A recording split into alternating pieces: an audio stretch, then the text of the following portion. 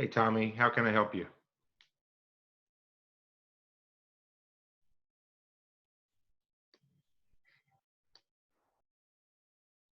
Tommy, did you have a question?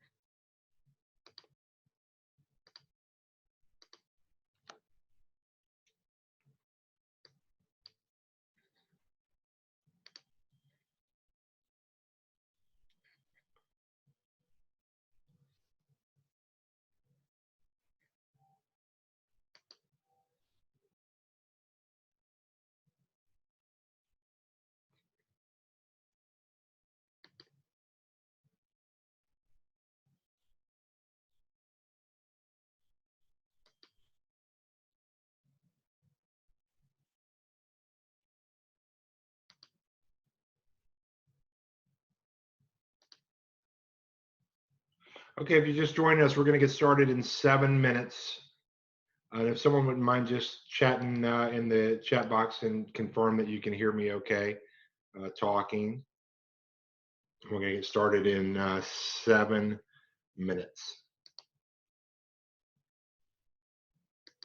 Perfect. Welcome.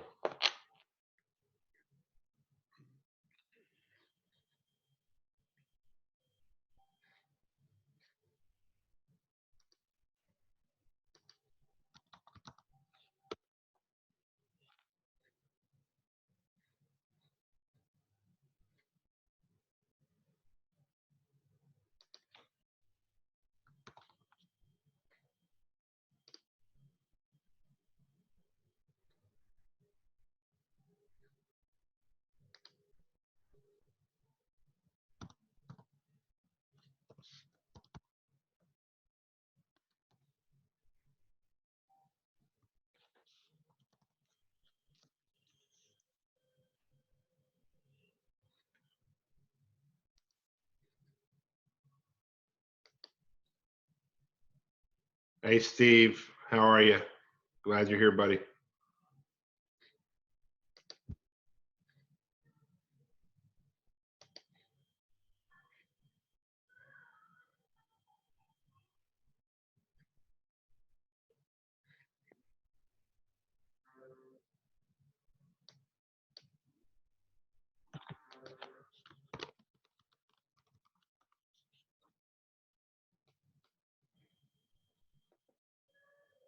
Hey, Scott, I see your hand up if that's what you're asking if I see. But if you have a question, you can type your questions in the chat box throughout the webinar. If I raise your hand, I can't figure out how to get. I can't figure out how to get your hand down, even though I'm clicking hand down.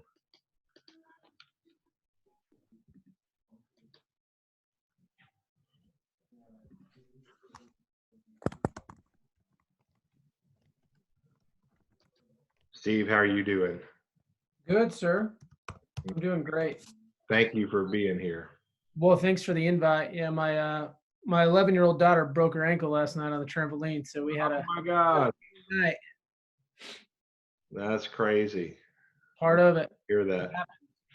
Yeah, my 2-year-old was just on the trampoline. Yeah, we have 4 kids, and it just happened, unfortunately. But she'll get through it. She'll be all right.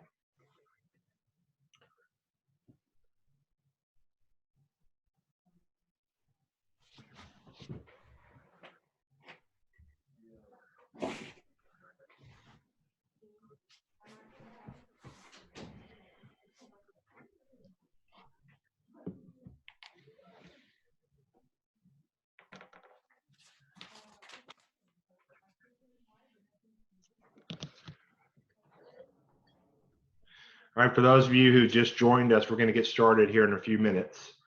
Hey, Dar, how are you? There you go. Come here, Mace. Come on. Come here. Come on, Mace. You can go on out. Come on.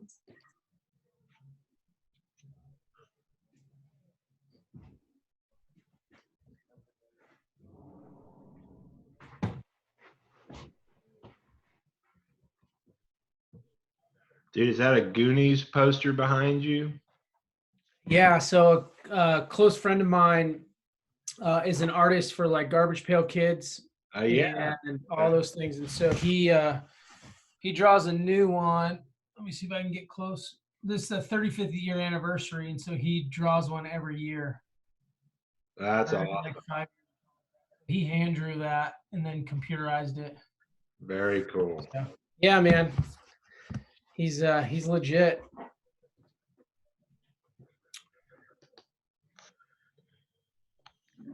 Hi, Dar. Hi, guys. How are you? Good.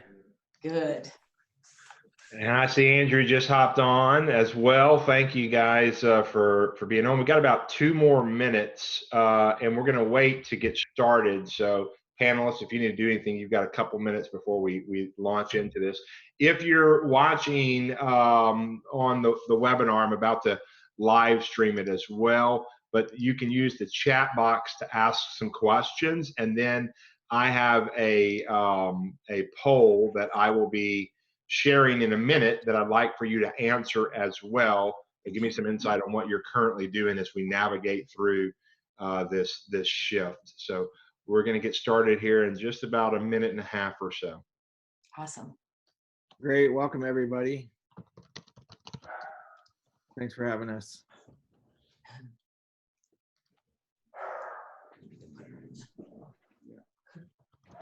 Hey, hey, hey, hey.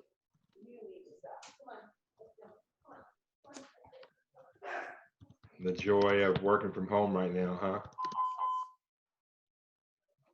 I've got dogs barking, kids screaming in my house. All over every Zoom, the dogs don't bark until we go and Zoom somewhere.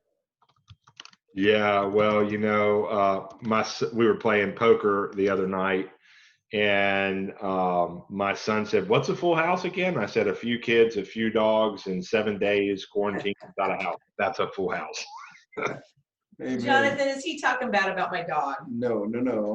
No, not at all. We were just chatting about how, you know, how my dog seems to, right when I'm starting something, to do that and go nuts. And Well, my son's dog, we've kind of inherited him, and he's an English bulldog, and she snores so loud.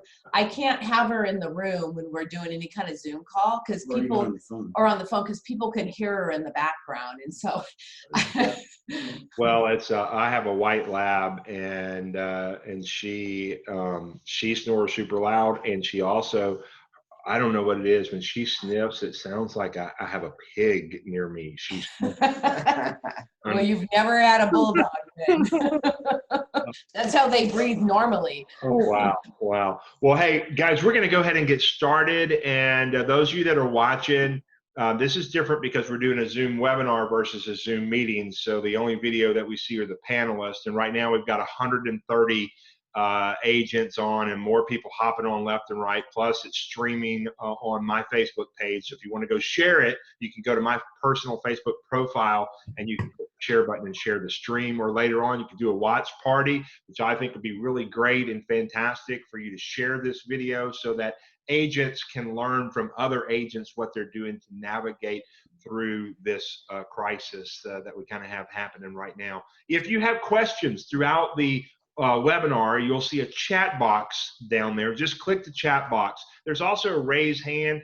I'd prefer you to use the chat box right now, and I will monitor that, and I'll do my very best to ask some of your questions. And then if you registered for this webinar, if you're watching through Zoom, I am going to email you. I asked each of the the panelists today to send me their top 2 or 3 action steps they're taking right now, and a couple of their key script they're using right now when they touch their database. I will be sending that to all of you who registered via a PDF file through email later on today. If you're watching on the Facebook live stream and you would like those resources, just comment below in the comments and make sure that you tag me in it and say, send me the resources, and I'll make sure that I do that. Let's go ahead and here's how I'd like to start off. We'll start with Andrew and then Dar and then Steve. I'd like for you guys to introduce yourself, give a little background about your business, what market you're in, how much volume and units your team did in the last 12 months or in 2019, however you want to do it, it doesn't matter to me. And how long you've been in the business, just so that the panelists can the attendees can get a sense of who you are. Before we start, you don't have to put in the chat to me that you want the resources here. Only if you're watching the live stream. If you are on this Zoom, you registered, and I'm going to email that to you. So don't worry about on Zoom telling me you want the resources. You're going to get those for sure. Only if you're watching the Facebook live stream. So Andrew, I'm going to turn it over to you. Let you introduce yourself. Then we'll move to Dar, and then we'll move to Steve. All right. Thanks so much, Jonathan. Yeah, I'm probably one of the OGs around, but not with KW. I've been with KW 2 years. It's been an outstanding, almost 30 months. It's been outstanding. Last year, 2019, production was about 195 million, 182 transactions. Number one real estate agent by volume in the state of Arizona. And I've been running a team for about 30 months. I was with RE/MAX for 20 years. And my business has just really blown up since joining KW and following the models and systems. That's awesome. And man, what I love about you, and we'll talk about this in a minute, is your heart for people, which I think helps drive your business. And I think that's so huge. And we'll make that connection in a little bit, because I'm going to ask a couple questions around that. Thank you for taking time out of your schedule to be on this. That's an honor. Thank you. You bet. Dar? Ed and I actually have been in the business for, well, I've been about just a little under 20 years, and Ed joined a few years later, retired from the military. And we have 2 teams. Well, it's one team, but they're in 2 different locations, about 350 miles apart. And we have in Anchorage about 11 or 12 people on our team, and in Fairbanks, close to 40. Last year, we ended the year with 608 transactions for 4.7 million in GCI and 164 million in volume. Number one volume, or number one transactions in the region, in the Northwest region, and number 2 in volume.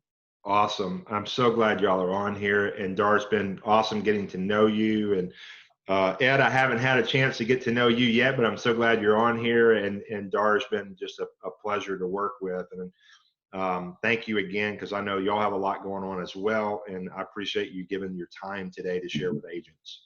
You bet. Steve? Yeah, good morning. Steve Petrusky. I have been in real estate for 5 years now. I work for Scott Lander, who's been in the business now for 17. We oversee real estate in the Mojave County area of Northwest Arizona, as well as the Flagstaff area. Last year, we sold 532 properties at $95.5 million. Awesome.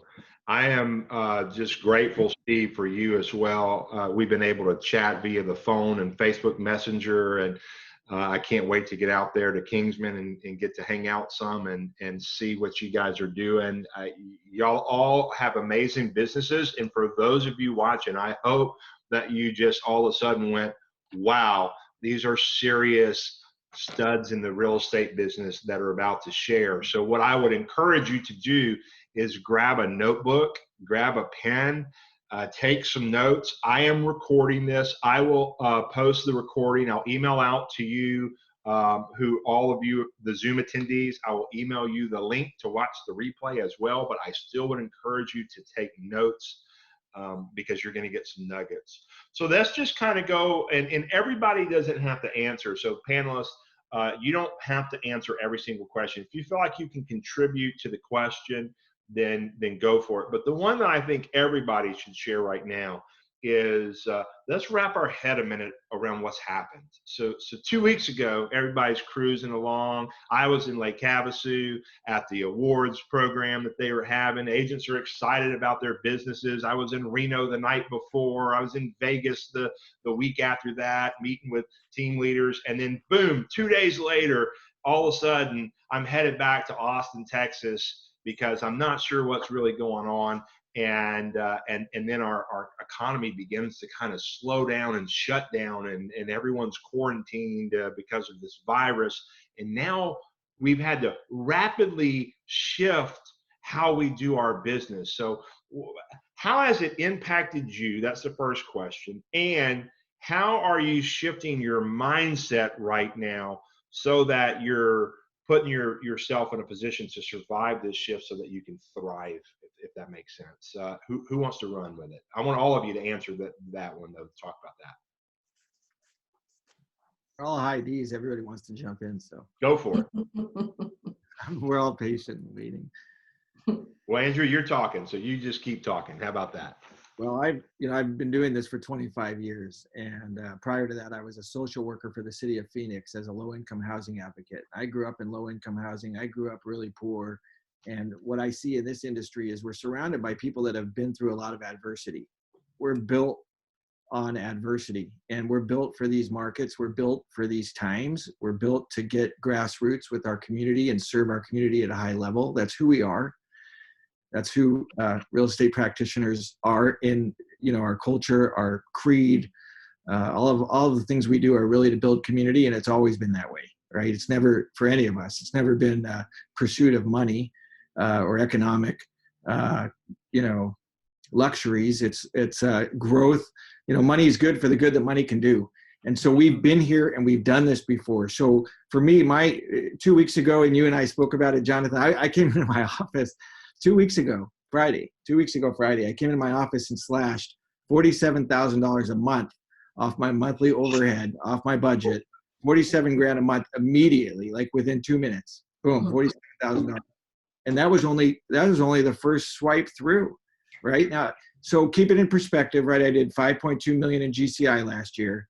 I know what my P&Ls look like. I know what my net income and my operating expenses, all of us on this panel do.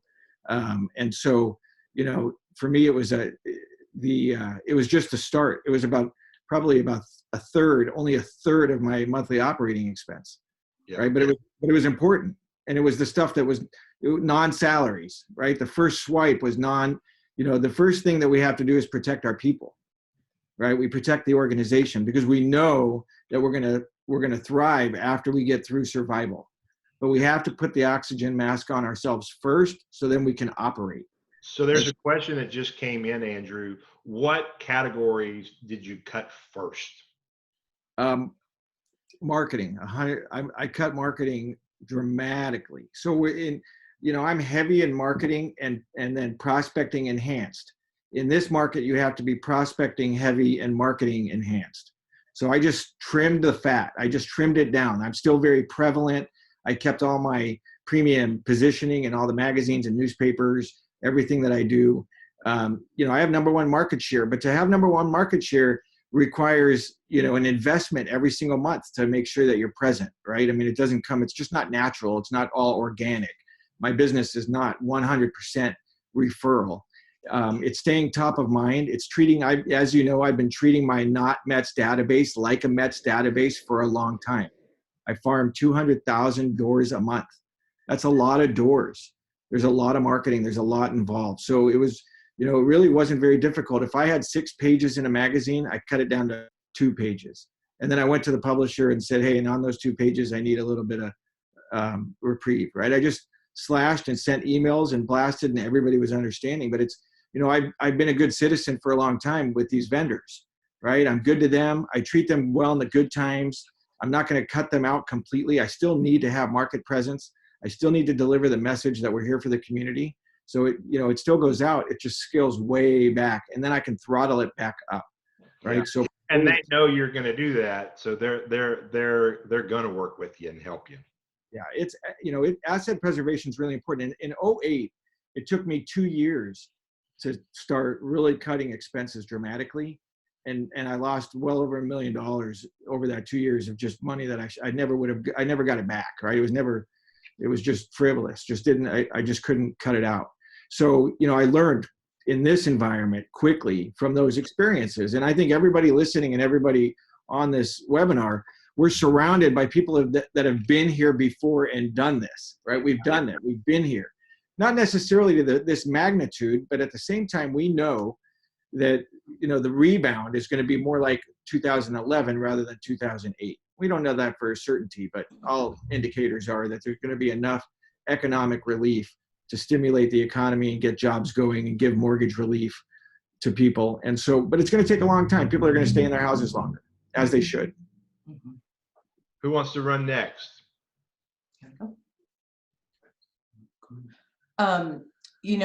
I agree with you 100%, Andrew. It's got to be cut fast. We were fortunate enough, one question that came up, and I don't think I answered it. Somebody asked where we're from and what market center. I am an OP in the Southwest region, but we live in Alaska, and we're in the Anchorage Market Center and the Fairbanks. Well, it's all the same, Anchorage Market Center. And so I do agree, and we're doing the same thing. I don't have quite as much fat to cut in mine as you did with 47,000. That's like pretty impressive. But I agree, you also have to try to keep that relationship with your vendors, because when this all blows over, it's kind of a fine art of reacting too quickly and the bottom falls out of things, or trying to do a little bit at a time. I think cutting costs is going to be the most important thing that most agents can do right now, because if you really start going through your Visa cards and your P&Ls, and many people don't have P&Ls, so you need to look through your Visa cards and stuff like that. What can you cut out? What isn't necessary? Do you have to have it to survive? Because in the end, the people that do that are going to be the ones to survive. Yeah. So, and on that same note, what we've looked at really, and I have to give kudos to Gary, because for the last 3, 4, 5 years, he's been saying, okay, a shift is coming, a shift is coming. Are you prepared? So since 2008, when we first joined the company, we went to Mega Camp, and Mega Camp that year was Gary standing on stage saying, this is it, it's here. And that's what we were taught the first day we were in Keller Williams, and we've kind of lived that. And my team up in Fairbanks, what we do is we read shift every year in preparation. So I get nervous every time I go to family reunion or Mega Camp, and Gary says, read shift, the shift is coming. So we go back as a team and we read shift. But what the benefit to that is when you prep your team, and I've got 35, 40 people up there all the time. We've got a group of folks down here in Anchorage, is when they have it in the back of their brains. My leadership team up there went into full auto mode the day that we said, hey, it's here, and they shut down Alaska and went on hunker in place, shelter in place type stuff, and all this stuff stopped happening. We started doing things. We had, the showing kids, we went completely Zoom, people went home. The impact is huge right now. What we're looking at is, how are we going to be disruptors in our market? How are we going to get that market share coming out of this? We ran 660 radio spots up there on 7 radio stations, and we changed them all from instant offer and guaranteed sale to, how do we support the community? We changed a lot of our social media blast to show we're still active. Every listing, every pending, every closing, everything that we're doing is blasted out on social media, so people still know that we're active in the market. Really, it's just having the team prepped in advance and the action plan there to say, wow, that was the impact. And our mindset right now is, let's get through this. How do we cut? How do we make it through for the next 60 days? We're fortunate enough up there to have, it's a small community, 60,000 people. We have 2 F-35 squadrons coming into Fairbanks. We did about 400 transactions up there this last year, and it's small enough to where this can really take a downturn. But the nice part is, on average, they move every 3.5 years. And we have a huge military influx. So it's holding off till May or June and saying, we're pushing this envelope. We're slow now, but we're going to push this envelope really, really hard because we sell 75% of our houses between May and September. Yeah. And right now the state is on total lockdown. Like Pretty much. we don't even really know this morning, as of this morning, we don't really even know whether we can legally go show properties. It's I know we talked about this in our meeting this morning, Jonathan, about, you know, getting with your government people and make sure you guys are following the rules out there if you can show properties. We don't know where we're at and we're trying to figure it out, but you know, we're going to do it one way or the other, whether it has to be virtual, 100% virtual. The reality is houses are like food. Everybody needs them. So somehow it's going to fall into place. And if you're on lockdown now, I'm going to venture to bet that that's going to change shortly down the road, because there's always going to be people moving in and out no matter how much coronavirus is going around. That's right. That's right. 100%. Steve, so you guys walk in one day and boom, everything changes. What does the Lander team do? How's that conversation look? What are you? So what's kind of unique about our situation is we actually just had our first confirmed case of coronavirus as of this morning in Lake Havasu City. And so we live in a town, Kingman is a town of about 35,000 people. Our whole county is probably 85 to 90,000. And so we're not quite seeing it yet, but it's on its way, right? And so what we did last November, just based on kind of what you all have said, is Gary has said, hey, make sure you're trimming back, make sure you're watching your numbers, check your P&L, all of those things. And so we started doing that back in November, really making sure, where are we spending money and are we spending it in the right places that is going to bring the return that we need in terms of staying successful throughout, no matter when the shift was going to come. And we didn't know when it was going to come, but we communicate with our team that the shift is here every single day. And so our lead generation model has been very active over the last 2, 3, 4 years of consistently lead generating, following up, those kinds of things. And living in a small town, we have to do that because, like Andrew, our marketing and our presence is huge for us. Everybody knows who Scott Lander is. If they don't know him, they know his dad. They know me. I was a pastor here in town as well, and they know majority of our agents. And so what we have to do is stay present. And so moving forward, our market is going to change, right? Things are going to happen. We've closed our doors today on the brokerage to the public, those kinds of things. And so really what we're doing is we're doubling down and tripling down on our daily activities. And what we've really talked about is stocking the fridge, stocking the freezer, really making sure that we're talking to as many people as we can, offering as much value as we can to be ready for when the market goes back to normal, really. Like when people start to really think about buying again or having those conversations, we want to be the people who have been in front of them the last several months, not just based on real estate, but hey, how are you doing? How are you hanging in there? Is there anything you need? Can we bring you toilet paper if we can find it? Like those kinds of things. What can we do to help you? We've offered virtual tours of getting into homes as much as we can. So that we can we're still writing offers daily, which is a great thing. And I think a lot of agents who are in the fearful, I think Warren Buffett said something about be brave in the fearful times and be fearful in the brave times. These are the fearful times of the unknown. And so we're encouraging all of our agents, and we have about 24 staff members to really go after it in terms of conversations and connections more than anything at this point. And then if we land on showings and contracts, great, but those are going to come back at us in the next couple months, we believe. And so that's really along the lines of cutting. We've done that. And now we're just doubling and tripling down on the basics. Real estate's not sexy. And we just got to continually do what we've been told to do over and over and over. And that's connect with as many people as we can. So just in case people aren't familiar, we've got about 240 attendees on right now, and then a lot of people watching the live stream, and you're hearing them talk about Shift. This is the book that they're talking about, written by Gary Keller and Dave Jinks and Jay Papasan. So I would encourage you, if you don't have this, there you go, pick it up.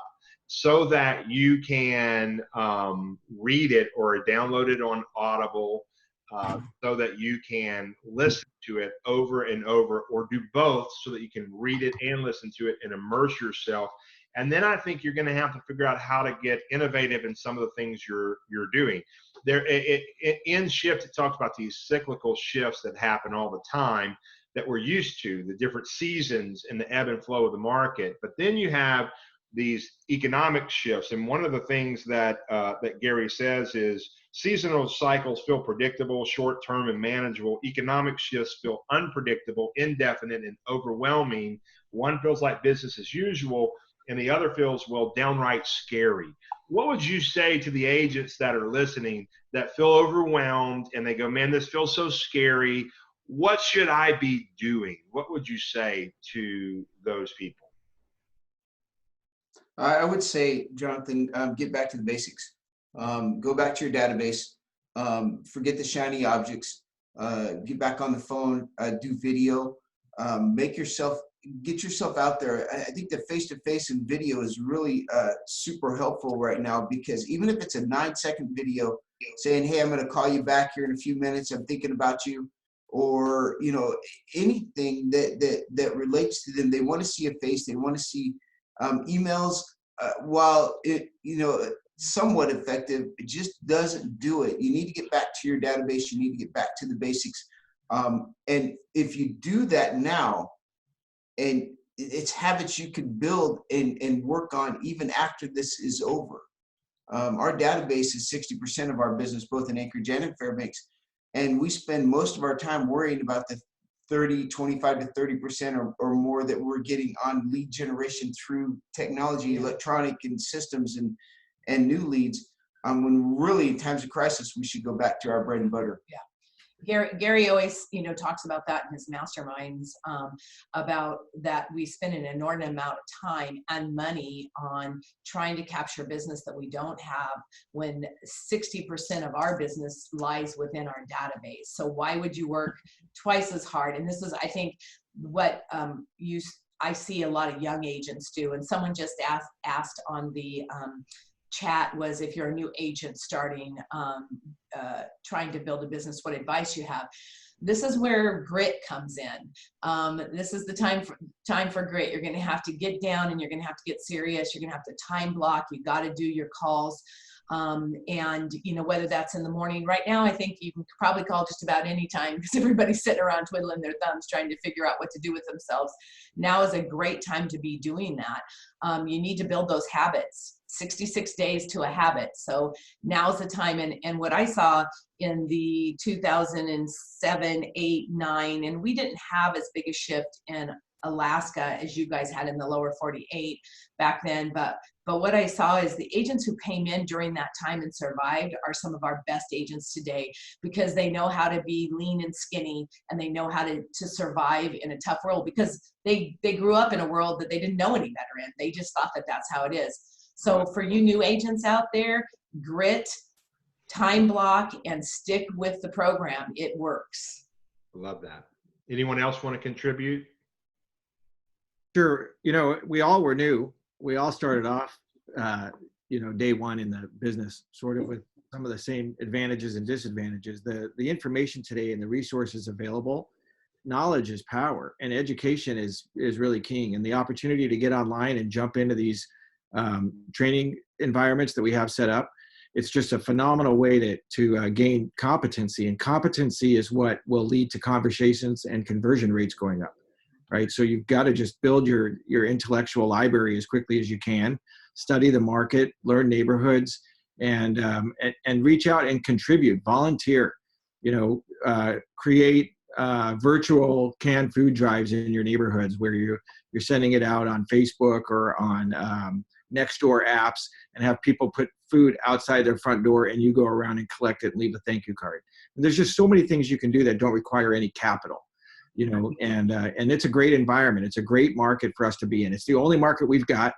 We're going to make the best of it. There are parts of this country where you can't operate. It's a misdemeanor to do anything. So, I really feel for those people. And if you're in the business today, just get back to reaching out to the people that you care about. I started making calls. and just dialing and calling people randomly through my phone, just checking in. How are you? How's everything going? And those calls, that's what we have to do. Yeah. So, Come from contribution. So I want to shift gears a little bit, and Steve, I want to ask you a question specific to something you and I talked about this week.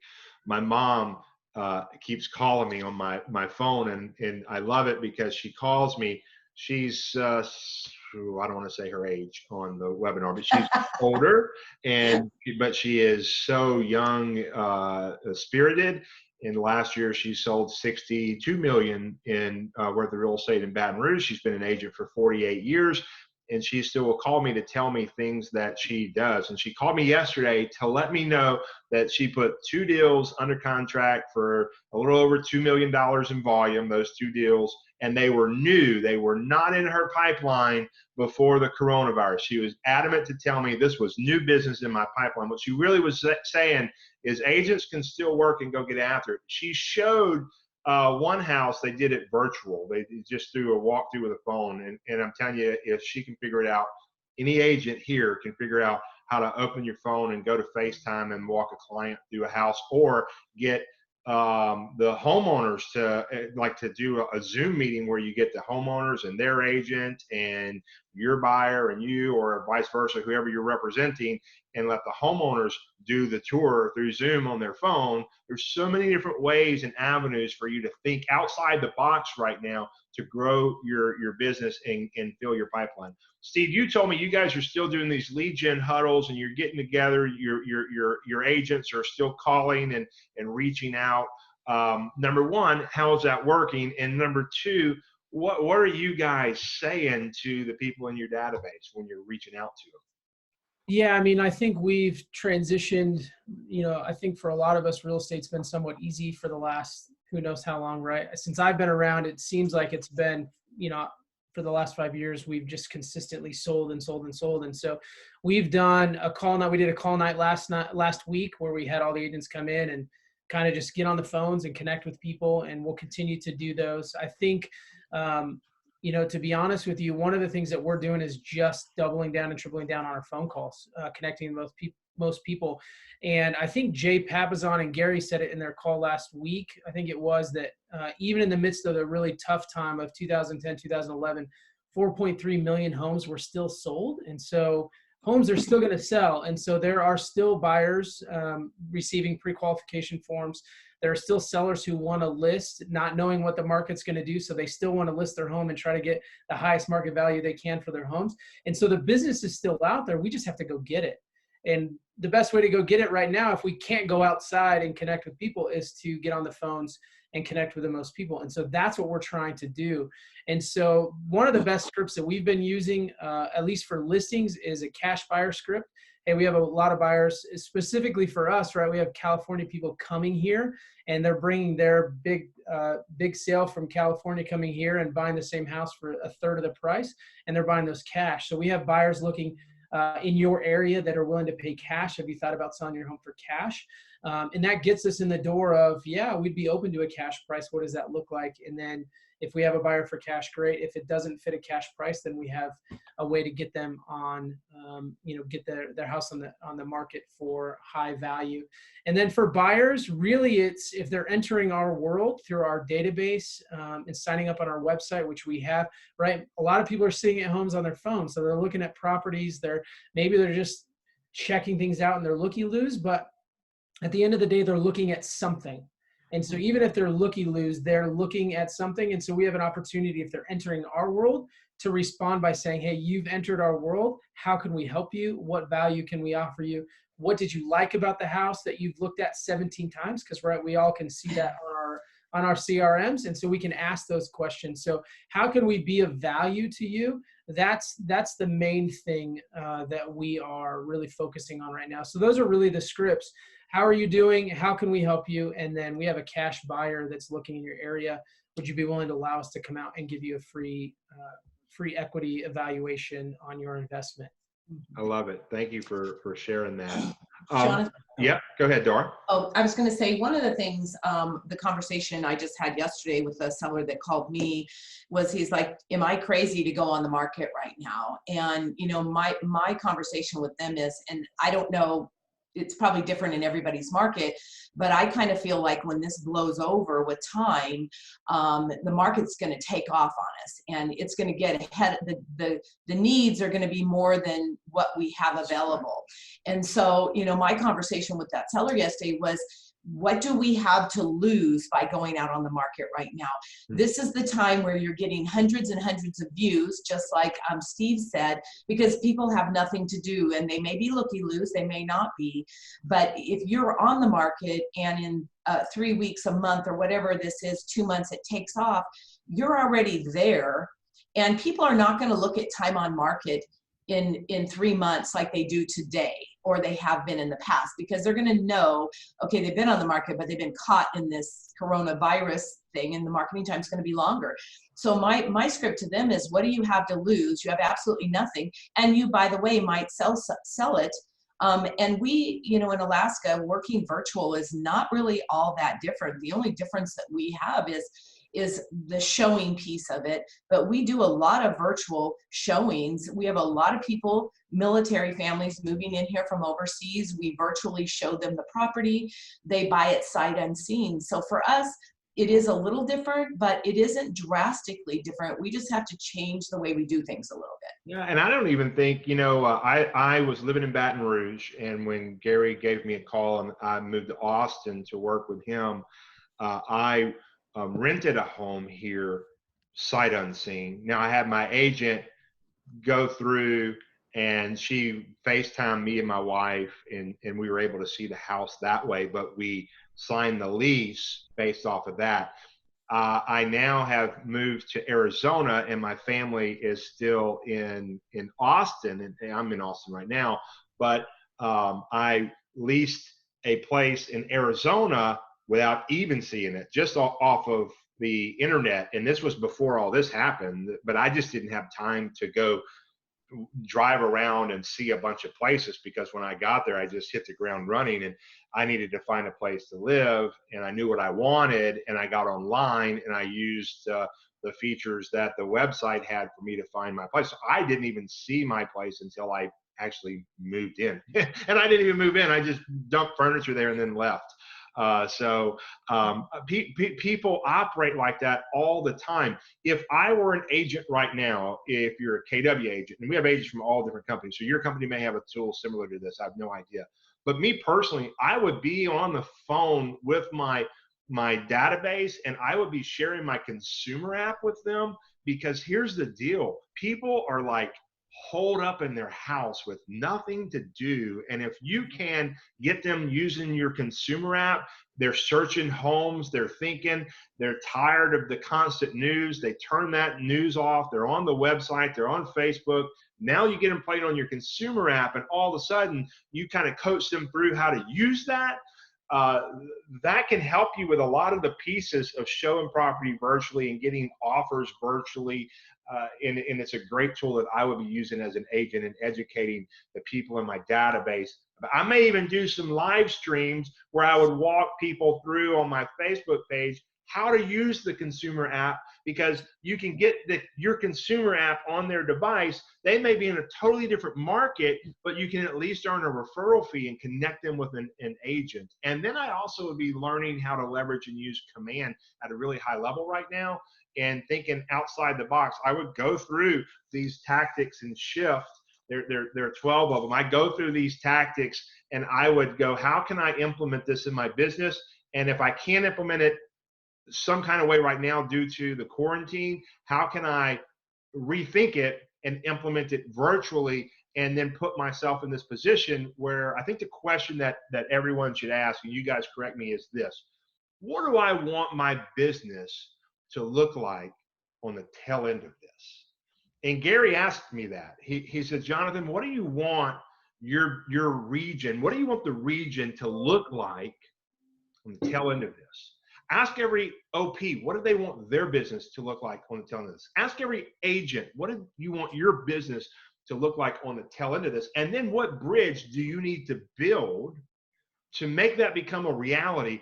And then finally, are you willing to build that bridge? Are you willing to do it? And I think that's where we get into shift, where it talks about the two shifts, the mental shift and the action shift. And he says, always be prepared for the low tide. Growth comes from clarity, priorities, and focused action. The first two deal with how you think, clarity and priorities, and the last, focused action, deals with what you do. So it sounds like you guys are all very focused. You have clarity, and you know what your priorities are. Thoughts on what I just said? Not really a question, but what do you guys think about that? I don't think anything's ever changed. I don't know. In 25 years, I just don't feel like it's always activities, habits, and behavior, right? I mean, it's just the same thing over and over again. It's the roadmap, it's the discipline, it's the MREA, it's understanding the numbers and doing the work. I mean, nothing's, now certainly this is a massive crisis, and my heart is broken, and I'm saddened by the loss of jobs and lives and what's going on around the country that's affecting so many of our peers who can't work and can't do these things. Preparation is the key to success. Yeah. Right? So practice. I mean, we're going to be so much better at the end of this thing. Our skills are going to be sharper. Our focus will be clearer. Our relationships will be stronger, right?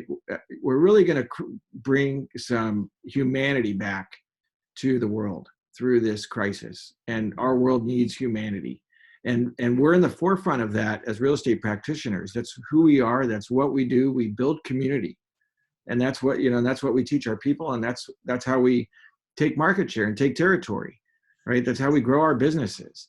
And so contributing at high levels in the community and being prepared, having a plan, right? I wrote so many things I've written down here, right, that I've been learning over the last few days, or relearning. Uncharted times calls for chartered measures, right? Chris Suarez. You have to have a plan, and simply go back to the big book, go back to the MREA. Everybody's talking about the shift and read the shift, but the shift is not much different than the core fundamentals of the MREA and the models there. Well, I think the key there is, even in shift, in the introduction in shift, it starts out with the 4 fundamental models. And I think it's mastering MREA and then shifting the action steps and the thought process of how you implement those models in your business. Yeah. And then everybody's concerned about scripts, and we do need to role play, but understand that there's a difference between an objection and a concern. Right. And so we deal with these things by just having good knowledge of what's going on. Why is this crisis different than the previous crises we've experienced? What's the difference between 2020 and 2010 or 2008 or 9/11 or 1929? Right. What are the differences? And so now we've all been 2 weeks, we all have a crash course on the differences. So I don't think we need to spend time here educating people on the differences in those markets. There's beautiful slides out there that are great to post that demonstrate why the housing market today is different than the housing market of 08, 09, and 10. And so educating our clients on facts rather than opinions is really, really important. And when people understand that the crisis that we're in is going to be massive. The biggest issue we have right now is going to be unemployment. Housing affordability is the index is still relatively very affordable across the nation. Jobs is going to be the greatest thing there, but we're going to get relief in mortgage payments, right? Mortgage relief is going to be there. The biggest way to overcome unemployment is an infusion of massive capital and tax break to small businesses and larger businesses, right? Keeping everything local. So explaining to people and coaching clients through, just in casual conversations, going through your database. Hey, how are you? How's everything going today? I want to check in. We're all overwhelmed with what's going on. And man, this market is really different than the markets we had in the past. And here's why. This is, mortgage rates are low. We don't have negative AM loans. People aren't over indebted on their properties. Nobody's going to walk away from their homes when they're going to have mortgage relief. We're not going to see the number of foreclosures, although we anticipate an increase in some of those things. But, we're going to be able to extinguish this fire relatively quickly. And those of us that are prepared, that have sharpened our skills and our toolbox, are going to be able to come out and provide massive value to people, and those that are unprepared are going to drop out of the business. So I have two quick questions, and then we'll wrap up, because I promised you guys I would keep it in a 45-minute window. The first question, this is coming from agents. How soon, and whoever wants to answer this one can, how soon will you ramp back up your marketing when you get a notice that we have the all clear? Lead with revenue. I think it's important that we have the deals put together and that we're working together, but this is going to be a financial crunch for a lot of folks. And I think that team leaders and everybody that's running a team, even agents in general, you need to work hard now to build those transactions, close those transactions, and build back up leading with revenue, just like Gary preaches in the Red Book. We have to do that. We don't want to put yourself back out there too soon, because it could crunch you and cut everything that you could feasibly cut at this point. But I think leading with revenue is really important. I'm hoping, Jonathan, that we learn to live leaner. I'm hoping not to go back to the numbers that we were at. You know, you kind of get there accidentally over time as your team grows. Andrew, I'm sure you know this too. You've got a big team. You add one thing, and before you know it, you got a lot of things added. And I think this is a good time to do some housekeeping and try not to go back to that where you were at, because, you know, it's just going to help your profit level in the end. And you really need to have a minimum of 3 to 6 months reserves to be able to manage your team if, you know, for the next crisis, and there will be another one down the road. So I think my objective is not to go back to where we were. We might ramp up a little bit on some things, but for the most part, I want to run leaner. It's amazing what our team members and what we believe we need as far as these extra programs. When we come to reality, we don't need them as much as we think. We can do just as well, if not better, without them. The other thing I might add too is including your team members in with your P&L to let them look at it and say, okay, guys, here's reality. Where do you think we can cut? Because if they have a buy-in to it, they're more tied to the outcome. So including your team members, and I know a lot of people don't like to do that. They don't want to share their finances, but including your team members in this can really help you as a team grow and in the end, put profit in everybody's pocket. I agree. I think, Ed, you said it really well. Lead with revenue. I mean, I cut my expenses down because I knew the revenue was going to slide down. It was such an easy adaptation because I'm in culture. I'm following the models. I know my P&Ls. I have SBS accounting, doing everything every month. I have a bookkeeper. I run it like a business. I know where I'm at. I've been profitable. I've been running lean profit margins because I've been spending money to take territory and market share. That's the easiest thing to cut back in the first place. So just having control of your business and understanding your P&Ls and understanding the models. And, you know, if you're new in the business, you're at a huge advantage. You're not in any, you don't have the obligations and the overheads and the mouths to feed other than your family's mouths, right? You don't have these other responsibilities. And so, you know, you can run really, really lean for a long period of time. And there's a lot of things we're learning that we can do that don't cost a lot of money, right? We're jumping into some of the technology and the resources and digital marketing platforms that, quite honestly, I ran an analog business for 25 years. So now to get into the digital space and be able to see that my money can even go a little bit further, it's exciting. I'm excited for the times. I'm excited for the changes. We all, you know, we needed it. We needed a big kick in the butt. And Gary's been telling us for a long time, get your stuff together. And I was blessed to be on stage with Gary after he reviewed my P&Ls, and I run a profitable business, but it's not, you know, there was a lot of fat because I was increasing revenue. So lead with revenue. Good point. And I think, Jonathan, one other thing that I'd like to bring up, we need to protect the business we currently have. So we need to go out there and talk to every seller that we have, every listing, every coming soon seller, every buyer, every pending. And in the pendings, we need to talk to the seller's agents or the opposite agent. We need to talk to the lenders. We need to talk to everybody involved, the title companies, the closers. Protect the business that you currently have. People are kind of skittish right now. And I had a client yesterday that's buying an investment property for $2 million. And he's like, man, I'm about 90% sure I'm going to dump it. I'm like, look, okay, is that the smart move? Let's look at this. Let's just set on it. We've got everybody, I think, in the industry now has the coronavirus or COVID-19 amendments that they can push this business out for a few days. I'm telling people, don't react hastily because we don't know what's going to happen in 2-3 weeks. I think the bottom line is we protect the business that we have and work hard to get new business so we can lead with revenue and get back to normal. Steve, anything you want to add to ramping back up marketing?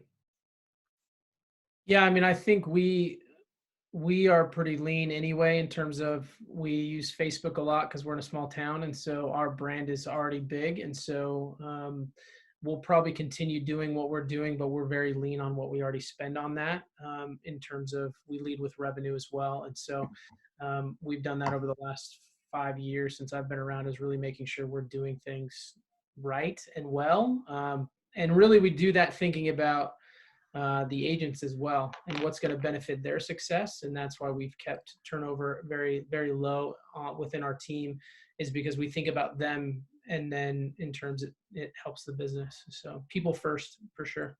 Awesome. And in the chat box, I posted a link to a book that Gary, we were in a small group and somebody asked, what's the best book to help me think like a business owner and know how to do a P&L and understand my business at a really high level? And he right away said, the book you have to read is called The Keys to the Vault by Keith Cunningham. And I put the link directly to that book in the chat box. So I would order that book if you don't already have it. I would read it.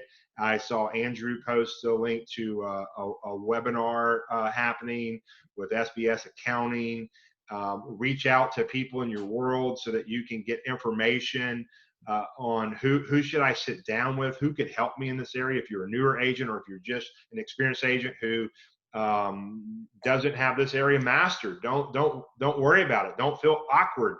You're never going to learn it or master it if you don't seek out the information and the help from others so that you can, and surround yourself with people who can help you in these areas. There was one more question. We kind of answered the virtual one. I think everybody's figuring out how to virtually show property right now, how to give some tours virtually, and some of you guys have already been doing that. The last question was, do you think this is the end of the iBuyer program? And I'll just share real quick. If you're not on Inman, yeah, I know some of their stuff is like the National Enquirer of Real Estate, but then some stuff is good, and you got to kind of mine through it. They have a whole section on what's happening right now with coronavirus, specific to brokerages, leadership, agents, and you'll see things. Compass cut 15% of their staff this week. Zillow shut down their iBuyer program until after this whole deal's over, and they're going to reevaluate. Open Door did as well. Redfin did as well. Like multiple. But I was on a call with Keller Offers yesterday, and they're ramping it up in our region, in the Southwest region, and they said, hey, we want an office there. We're planting our flag there, and we're coming in to help the agents. So understand, again, this is, I don't care what company you're with, but if you're at KW, understand the tools that you have in your toolkit to help you survive this shift so that you can be one of those agents who come out on the tail end where you thrive and you've captured market share that you're never going to relinquish. You're not going to give it up. Any last thoughts or comments that you guys, panelists, that you want to share with the agents that are listening today? I would say, Jonathan, for the young agents out there that are asking some of these questions, Keller Williams provides you every roadmap that you could possibly need. We started out at another company, so I understand that.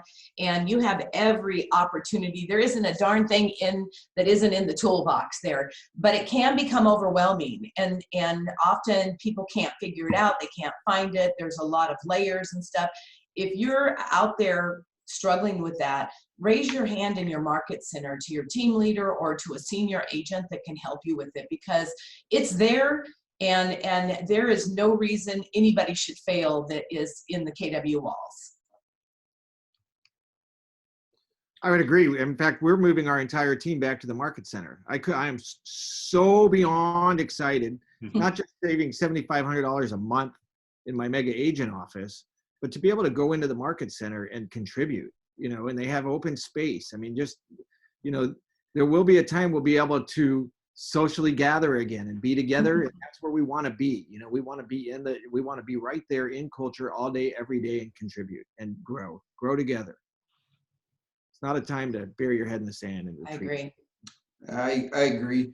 I agree, Andrew. And I think it's important that above all, most of us are working out of our house or in offices, and we're not being interrupted 100 times a day by people asking questions and doing things. Gives us ample time to communicate with everybody, with their team members, with our clients, with folks. Find out what their pain points are.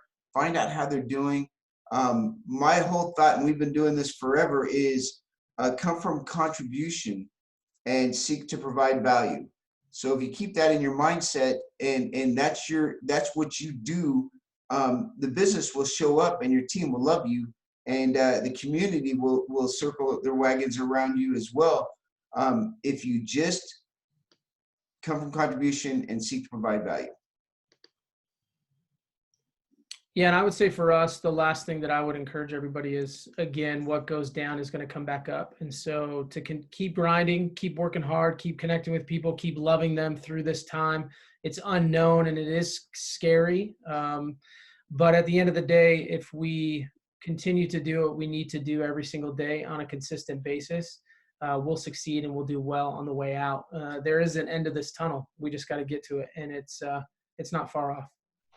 Well, listen, I can't thank all of you enough for taking time out of your schedule to hop on and share with all of these agents. I think at one time we had 250 agents on. Right now we have 215 on, so that's huge to still have that many in almost an hour. I did a poll. I just shared the results with you guys. 58% of you have added 1 to 5 new prospects in your pipeline in the last 2 weeks that are true buyers or sellers, and 82% of you have already gone through and cut expenses. So kudos to you. My challenge would be fill your pipeline right now with as many prospects as you can, and do it through loving on people. When you get out there right now and love on people, even if it's through a phone call. If you can't phone, I was talking to an agent in California and they said, it's illegal for us to cold call right now if we're calling people in their houses. Pick up your phone and open up Facebook Messenger and click on the people in your contacts on Facebook Messenger. Click the little Facebook phone. It's going to call them. They're going to answer because half of them have never had a phone call come through Facebook, and just say, hey, I was just thinking of you. I want to check in and see how you're doing. Is there anything I can do for you? Love on your people. And then I see several people. Steve put his email in there. If you have any questions, you want to reach out to them, and you can find everyone. Dar, if y'all want to, Ed and Andrew, if you want to throw your email in there, you're more than welcome to. You don't have to. If you don't want to get a ton of emails, you're probably going to get a ton of people asking you questions.